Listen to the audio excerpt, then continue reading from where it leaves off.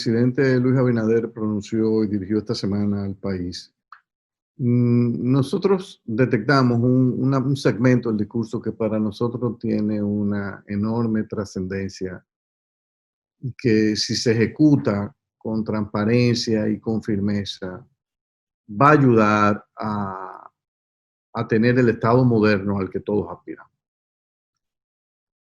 Nosotros lo que hemos tenido en República Dominicana en materia de política salarial en la administración pública es una farsa, una mentira, una exhibición de hipocresía sin precedentes. Mucha gente se ha dejado llevar del populismo salarial, de que no, el que va al Estado tiene que ser una persona con vocación de servicio ilimitada, que esté dispuesto a sacrificarse. En consecuencia, tienen que aceptar los salarios que tenemos. El presidente en su discurso dejó ver claramente que él no comparte ese criterio y que entiende, y eso es muy positivo, que los servidores públicos deben ser remunerados de acuerdo al servicio que prestan, pero teniendo también en cuenta que está pagando el mercado a esos servidores, o sea, personas similares al servicio que prestan esos servidores, es decir, con las condiciones y la calidad de los recursos humanos que está contratando el Estado dominicano. República Dominicana tiene un sistema extraño donde el gabinete, por ejemplo, es remunerado ridículamente. En cambio, los ejecutivos de entidades del sector público descentralizado, específicamente en el área financiera, son remunerados bajo protocolos y cánones tipo sector privado. Usted lo encuentra en Banco Central, Banco de Reservas, etc. Que ahí las remuneraciones son razonables. Entonces usted tiene un país donde el ministro de Hacienda, por ejemplo, gana un salario de 300,000 pesos, pero ese ministro de Hacienda, que es el presidente del Consejo de Directores del Banco de Reserva, tiene que escuchar cuando se sienta en ese consejo que una persona de rango inferior a él, como es el vicepresidente, el administrador general del Banco de Reserva, está ganando 6, 7 veces lo que gana el ministro. Y dice, bueno, pero ¿y qué es esto? O sea, ¿qué es lo que tenemos en el país? Tenemos un sistema de salarios mentirosos. Y donde quiera que usted tiene precios y salarios mentirosos, las cosas no pueden funcionar bien. Entonces, es muy delicado decir, miren, no, estos son los salarios y el que quiera trabajar en el Estado Dominicano o servir, tiene que hacerlo porque tiene una vocación extraordinaria de servicio, no por el salario. Yo particularmente no estoy de acuerdo con eso.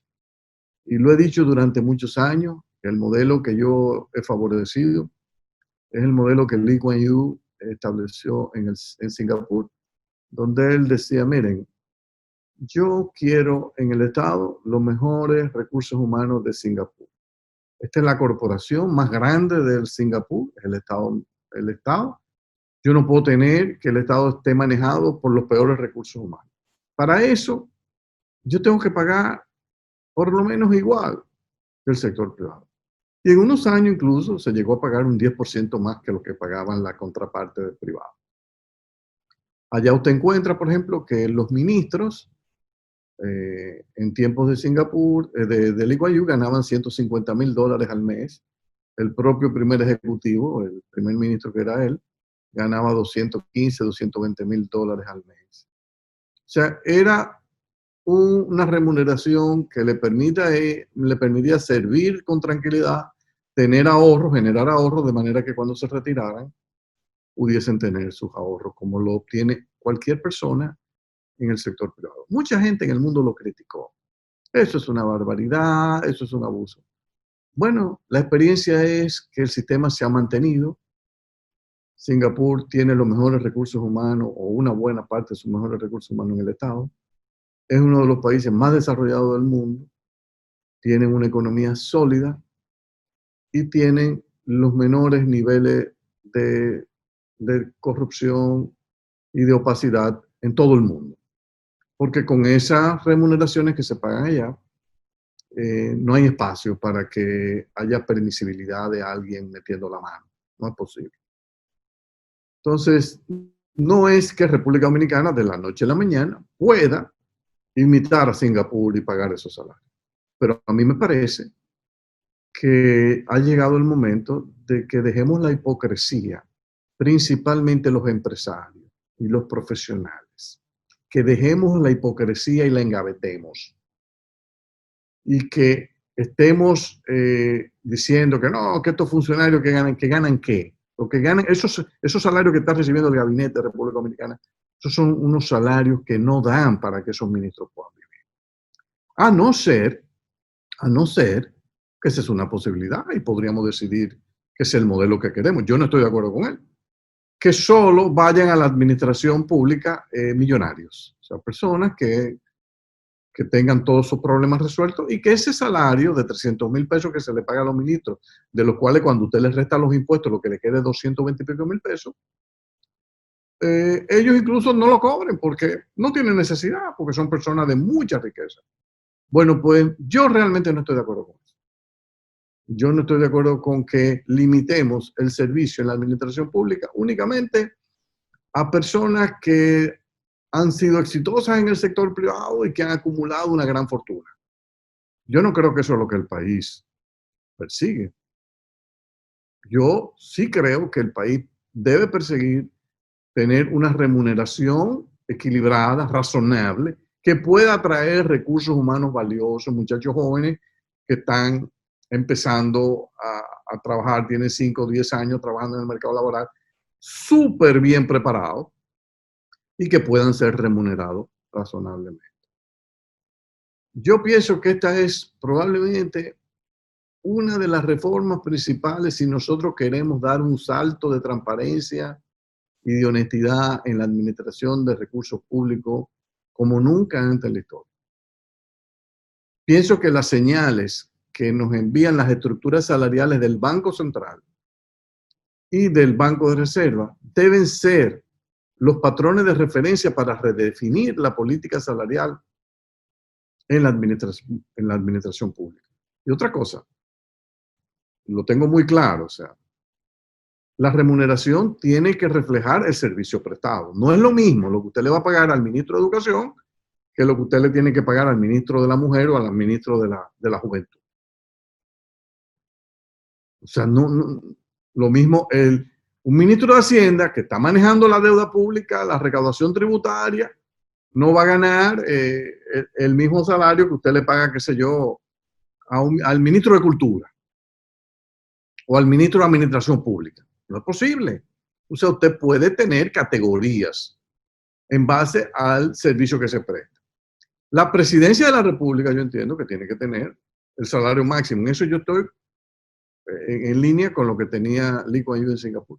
El presidente de la República, que es el jefe de la administración pública, es el que está manejando hasta cierto punto la mayor proporción del PIB de la República Dominicana, la mayor corporación del país, tiene que tener una remuneración que refleje eso. Si después el presidente quiere donar su salario, bueno, que lo done. En el caso de Lee Kuan Yew, cuando murió, sus ahorros, estimados en unos 12 millones de dólares, él dejó en su testamento que esos dineros fuesen destinados a la adquisición de bibliotecas para las escuelas de Singapur. Bueno, ese es su deseo, esa fue su voluntad y así se hizo. Entonces, yo pienso que el presidente de la República que quiera hacer eso, lo puede hacer. Pero yo entiendo que la remuneración debe reflejar el esfuerzo y la capacidad de trabajo y los servicios que esté ofreciendo el servidor público. Mientras la República Dominicana no tenga un sistema de remuneración a nivel de su gabinete, de su viceministerio, del personal medio, que refleje las condiciones del mercado y que eso permee, por ejemplo, a la Policía Nacional, a los militares, a la justicia, a los médicos, a la enfermera. Nos estamos engañando, nos estamos engañando. nos estamos hablando mentira a nosotros mismos. Seríamos un país de mitómanos, que nos creemos nuestra propia mentira.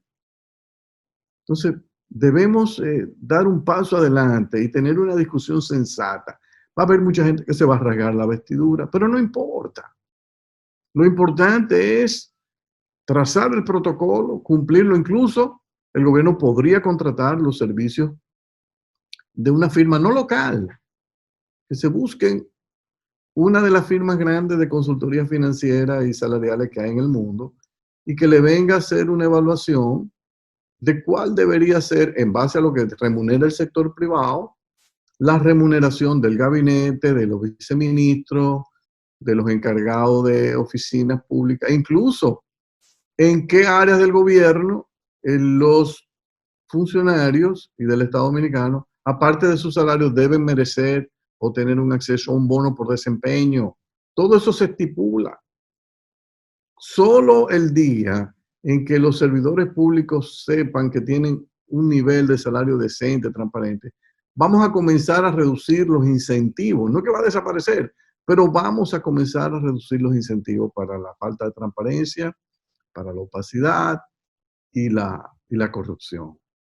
Mientras no demos ese paso trascendental, yo pienso que nos estamos engañando. Yo creo que fue muy valiente en ese sentido el presidente Abinader cuando planteó esto, porque este es un tema que no es políticamente agradable, no genera votos, no genera popularidad. Decir que aquí hay que revisar la estructura salarial en el Estado, a lo que sí es valiente y es responsable. Eso es lo que hay que hacer aquí. Tenemos muchos años atrapados en este populismo salarial. Yo lo he escrito en más de 20 artículos en la prensa, que no podemos seguir con esta farsa y que tenemos que tener remuneración adecuada para los servidores públicos. Mucha gente dice, no, pero Andy, mira, en Estados Unidos el presidente lo que gana son $400,000 y es un país rico. Mentira. Usted tiene que hacer el análisis completo y usted lo está haciendo eminentemente parcial. Una vez usted lo nombran o lo eligen presidente en los Estados Unidos, usted automáticamente se convierte en un millonario grande. ¿Por qué? Porque usted no puede medir el salario del presidente de los Estados Unidos en base a lo que le pagan los $35,000 que le pagan todos los meses. No, no, no. Es que él, antes de salir, ya tiene contrato firmado por 30, 40 o 50 millones de dólares solamente para la publicación de sus memorias. Eso es parte del paquete que recibe un presidente. Lo mismo el ministro del Tesoro en los Estados Unidos. Que ese solamente gana $300,000. Mentira de nuevo. Cuando usted lo nombra ministro del Tesoro en los Estados Unidos, automáticamente usted sale de ahí, sus memorias son 8 a 10 millones de dólares. Aparte de eso, cada conferencia que usted va a dar, usted lo van a buscar 20 o 30 corporaciones para nombrarlo en un consejo de directores. Entonces, digamos las cosas como son y no hablemos mentiras. O sea, no me comparen Estados Unidos con República Dominicana, porque en Estados Unidos esa es una economía que a sus mejores recursos humanos, comenzando el presidente de la República, el presidente del país cuando termina, le tiene habilitado paquetes ya de remuneraciones que se pueden retirar. O averigüen cuánto está ganando Obama, cuánto percibió Bush, cuánto percibió Clinton por sus memorias, su esposa. Entonces, no me digan aquí cuánto le pagan a un presidente por su memoria. ¿Qué pagan? Un país donde la mayoría de la población no lee. Entonces, vamos a tratar de hacer los análisis lo más sensatos y lo más razonable posible. Vamos a pagarles bien a nuestros ministros. Y de esa manera podemos atraer no solo a personas millonarias a la administración pública. Ese no es el objetivo. Nosotros debemos ser capaces de atraer los mejores recursos humanos, estén donde estén, vengan de qué tipo de familia, ¿no? Si es una familia rica, si es una familia pobre o de clase media. Es en función al mérito, que fue lo que se vendió en Singapur. Un sistema basado en la meritocracia. Y esa meritocracia fue bien remunerada, sigue siendo bien remunerada. Y nosotros lo que aspiramos en República Dominicana es que hagamos lo mismo aquí, guardando las distancias de ingreso per cápita que tenemos entre las dos naciones, pero respetando la relación que ellos tienen allá en comparación con el sector privado, que nosotros la mantengamos también aquí. Eso es lo que funciona. Todo lo demás es wishful thinking, deseos, aspiraciones que se desconectan con la realidad. La realidad de que nosotros necesitamos remunerar bien a nuestros ministros para que lo que ganen le permiten tener una vida decente, que puedan pagarle a sus hijos la educación que ellos quieran pagarle y no estar obligado entonces a tener que acogerse a un sistema educativo que no les reporta lo que es la aspiración que ellos tienen para su familia. Volvemos en un momento.